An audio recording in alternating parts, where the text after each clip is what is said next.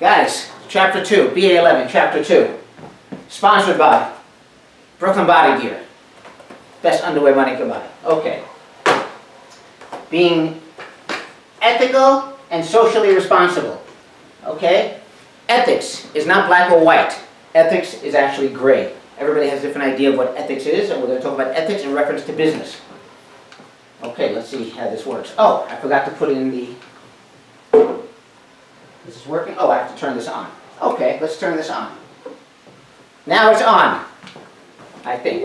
There we go. Okay. Okay, business ethics. Application of moral standards. Moral standards to business situations. Remember, there has to be some morality in business. Why should you be ethical in business? Very simple. Everybody's going to find out about you. Because of social media, it is very easy for people to talk about you, especially if you're being unethical. So, having ethics in business is actually a good business strategy. Okay, not necessarily an ethical strategy, but also a good business strategy, because people are going to find out if you do something unethical and tell everybody. And through social media, it can go viral in minutes. Okay? Okay? Ethical issues, fairness and honesty, organizational relationships, conflict of interest, and communications. These are some ethical issues that you have to deal with. Fairness and honesty. You should always be fair in business. Okay? Organizational relationships. You should put the welfare of others, especially in the organization, as well as with your supply chain and with your corporate partners. Be ethical with them as well. Okay, conflict of interest. Try to eliminate or avoid conflicts of interest. Conflicts of interest is when there's a situation where you have a personal gain in it. So you don't want to have some kind of conflict of interest when it comes to business. And we're going to talk about this. And of course, you want to be ethical in communications. Don't say something about a particular product that doesn't work. Okay, in reference to Brooklyn Body Gear, I am not going to say this will give you superpowers. If I say it's to give you superpowers, that would be a little bit of unethical communication. Of course, maybe you won't believe it's superpowers, but let's think of something that is more believable. That it makes you run 5 times faster. Okay, that would be unethical, considering this is not what this product is made to do. Okay, levels of ethical behavior. It's either individual factors, social factors, and opportunity. So, individual factors, what you know about an issue and how you were brought up. Okay, your personal values and your personal goals determine how ethical you are. Personally, I would never cheat on a test. I just don't find that ethical. That's just my own personal value, my personal goals. Maybe you have a different idea. Okay, social culture, and social factors. Your own culture. You have an idea of cheating in your own culture. Not necessarily that your culture is a cheating culture, but maybe you know that your significant others and your co-workers are all that way, so you might think the same way about that. Okay, living in Brooklyn, there is definitely a culture of insurance fraud, but this is a social factor. One person's doing it, they say, I'm going to do it. Okay, an opportunity. Presence of opportunity. Is there enforcement? Okay, if ethical standards are not enforced, then of course it's going to be easy to take advantage of these ethical lapses in business. The point is, there should be enforcement, and it usually has to come from the top. Okay? Okay? Usually companies have a code of ethics. What you can do, what you can't do. At the school that I work in, okay, at CUNY, there's a code of ethics in reference to Christmas time. Do not accept gifts from students. They always remind us of that particular idea, that you shouldn't accept gifts from students because that can create a conflict of interest. If a student gives me a gift, I might want to give them an A. So they usually codify and say, this is what's good and this is what is bad. So usually companies have that idea of code of ethics. Okay, well, and a lot of companies have chief ethics officers. Okay, but usually uniform policies, standards, and punishment if you're violating these code of ethics. Remember, people find out if you do something wrong. Okay? Whistleblowing is if something is going on bad in the company, is there a way that you can say something is going bad without any ramifications? There's plenty of times where people talk about what goes on in the company and all of a sudden they wind up dead. Plenty of movies about this. Informing the press or government officials about unethical practices. Okay? Most companies say you will be able to announce some sort of ethical lapses in the company without any ramifications, without losing your job.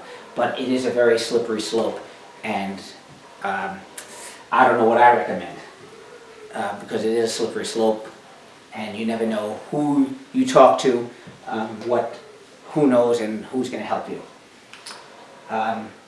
Okay, so the guidelines for making ethical decisions. Listen and learn. Identify what the ethical issues are. Analyze your options. Sometimes there are no good options, which is a dilemma. Two bad options, where no option is a good option. That's known as a dilemma. Okay, identify the best options and then follow through on that option. Okay, social responsibility. Recognizing that a business has a certain responsibility to society. But keep this in mind. There's two ways of social responsibility. There is socioeconomic and economic responsibility, which we're going to discuss very soon.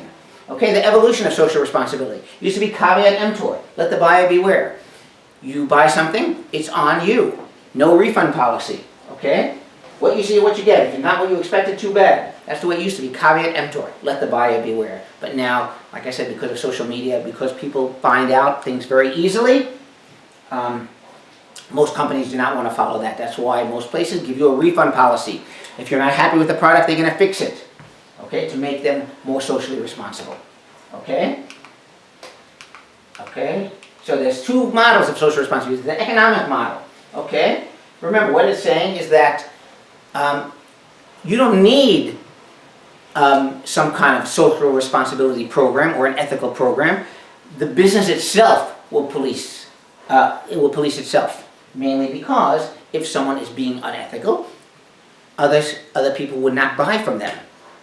So the business will take care of all the ethical lapses. But we see now that that doesn't always happen. But sometimes it's better to take a more aggressive stance and be directly and proactively socially responsible. We see this with Starbucks. They give health insurance to part-time workers. They tuition assistance. None of this is mandated from the government.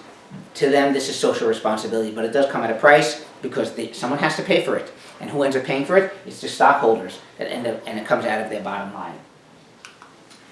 So there's two views. There's the economic model. We care about production. We care about economic return. Okay? But socioeconomic, we care about quality of life, conservation, balance of economic returns, and social returns. Once again, every company has their own idea of what social responsibility is. Most people do want to do social responsibility because it is good for business. And many times, social responsibility is a business strategy. They know that they're going to get more business by being socially responsible. So it is a profit-based strategy as well. Okay, I'm sure on some level, Tom's, when they give away free shoes to someone in Africa, they know that people will buy their shoes specifically because of this social responsibility aspect that they have with the company. Okay, pros and cons. The pros. Okay, can't ignore social problems. Businesses can't ignore social problems. Okay, addressing social problems, more stable environment.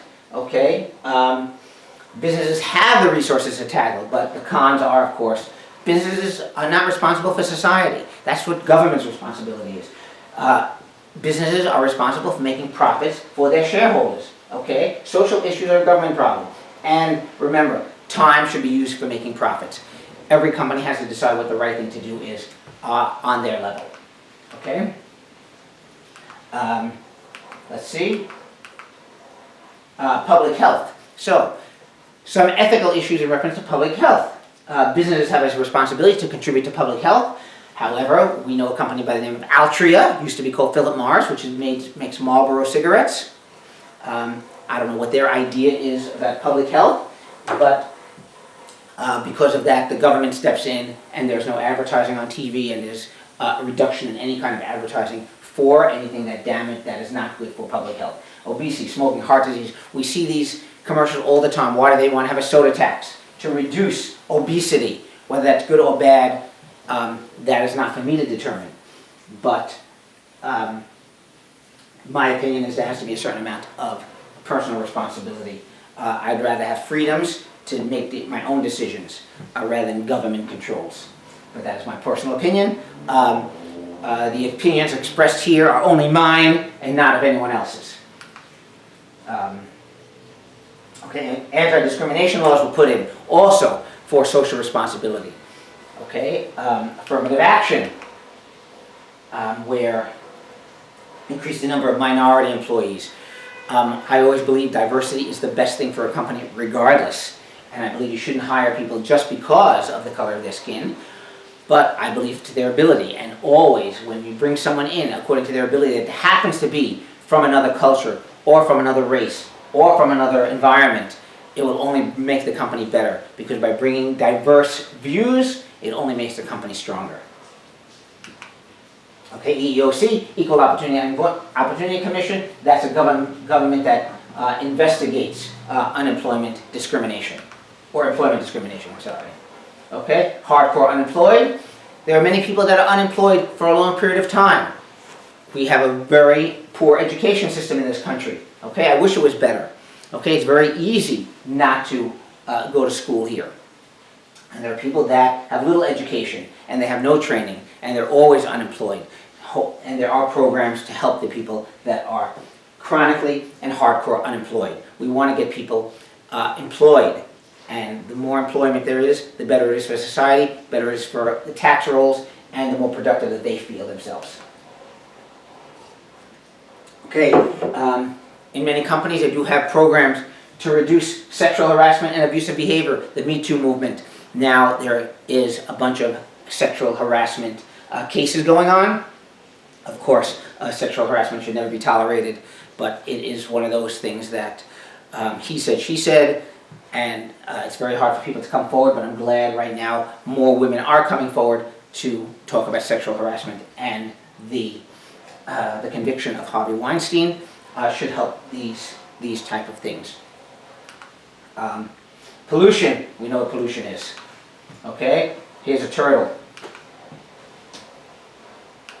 Okay.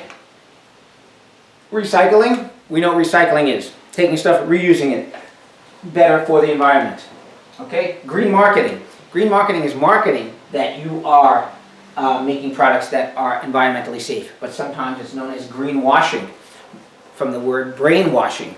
You may pretend that you are environmentally conscious, but you might not be. Okay? Green marketing is Starbucks always talks about. Starbucks always talks about recycled cups, recycled napkins, recycled everything. That is part of their green marketing strategy, and once again, there's a business strategy. And when you take my marketing class, you will see that. We'll talk about it then. Okay? Who should pay for a clean environment? The government or businesses? That's a question that is always discussed. Okay, businesses aren't the only source of pollution, and businesses should only be responsible for taking care of what they did, but there are a lot of businesses that actually do pollute the environment. Okay? Implementing a program of social responsibility, thinking of a company, being part of a company, you should be able to figure out what your social responsibility strategy is. Do you want to have one or do you not want to have one? Remember, this is not from the government. There are government mandated laws, but you don't have to do anything further than that based on what the government says. Based on what the government says you should do is all you need to do. You want to go further? That's on you. That's a business strategy, and that should be determined. That should be determined by the company itself. Okay, this is chapter 2. This should be very, very clear, and you guys should be reading the chapter as well. But this should be able to help you. Okay, guys, I love you all.